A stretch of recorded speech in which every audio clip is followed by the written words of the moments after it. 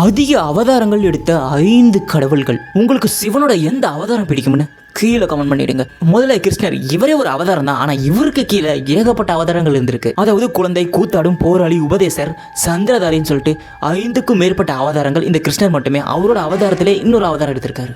4வது ஆதி பராசக்தி பார்வதி. இவங்க 100 அவதாரங்கள் எடுத்திருக்காங்க. அதுல முக்கியமா சப்தமாதிரிகை, நவராத்திரி, தசமகா, வித்யா, மாரியம்மன் சொல்லிட்டு ஏகப்பட்ட முக்கியமான அவதாரங்கள் நிறைய கொட்டி கிடக்கு. 3வது சிவன். இவர் 64 அவதாரங்கள் எடுத்திருக்காங்கன்னு எல்லாத்துக்குமே தெரியும். ஆனா இவரோட மொத்த அவதாரம் 108 அவதாரம். இதுல ரொம்ப முக்கியமா பைரவர், வீரபத்திரர், நந்தி, அனுமன் சொல்லிட்டு ரொம்ப சக்தி வாய்ந்த அவதாரங்கள் கோட்டி கிடக்கு. 2வது இடத்துல விஷ்ணு. கிட்டத்தட்ட 1000க்கும் மேற்பட்ட அவதாரங்கள் எடுத்த ஒரே கடவுள் இந்த விஷ்ணு தான். இதுல ரொம்ப முக்கியமானது விஷ்ணுவோட 108 அவதாரங்கள் தான். முதல் இடத்துல இருக்கிறது நம்ம ஊர் மாரியம்மன் தான். இந்த அம்மன் கிட்டத்தட்ட 10,000 இல்ல லட்சக்கணக்கான அவதாரங்கள் எடுத்திருக்காங்க. இங்க நீங்க ஒரு ஊருக்கு போனீங்கன்னா ஒரு மாரியம்மன் கோயில் இல்ல 100க்கும் மேற்பட்ட மாரியம்மன் கோயில்கள் இருக்கும். அது ஒவ்வொரு மாரியம்மனும் ஒவ்வொரு பேர்ல தான் இருக்கும். அப்படி பார்த்தா தமிழ்நாட்டில் இருக்கிற மாரியம்மன் கோயிலோட எண்ணிக்கை எப்படியும் 50,000க்கும் மேற்பட்ட மாரியம்மன் கோயில்கள் இருக்கும்.